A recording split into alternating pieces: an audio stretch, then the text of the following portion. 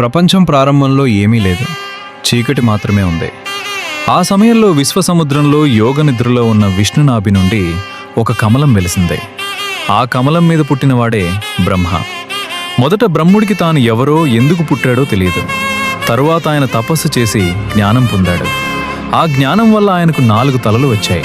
ఇవి 4 వేదాలను సూచిస్తాయి. ఆ తరువాత బ్రహ్ముడు సృష్టి ప్రారంభించాడు. ముందుగా ఆకాశం, భూమి, నీరు, అగ్ని, గాలి వంటి మూలకాలను సృష్టించాడు. తరువాత పర్వతాలు, నదులు, మొక్కలు, జంతువులు, మనుషులను సృష్టించాడు. ఈ సృష్టి పనిలో ఆయనకు జ్ఞానదేవత అయిన సరస్వతి సహాయపడింది. ఆమె జ్ఞానం, కళలు, విద్యకు ప్రతీక. ఒకసారి బ్రహ్ముడు యజ్ఞం చేయాలని నిర్ణయించాడు. ఆ యజ్ఞానికి సరస్వతి రావాలి, కానీ ఆమె ఆలస్యంగా వచ్చింది. ఆ సమయంలో యజ్ఞం ఆలస్యం కాకూడదని బ్రహ్ముడు ఆమె లేకుండానే యజ్ఞం ప్రారంభించాడు. దీనికి కోపంగా సరస్వతి బ్రహ్ముడికి శాపం ఇచ్చింది. నీవు సృష్టికర్త అయినా భూమిపై నీకు ఎక్కువ పూజలు ఉండవు.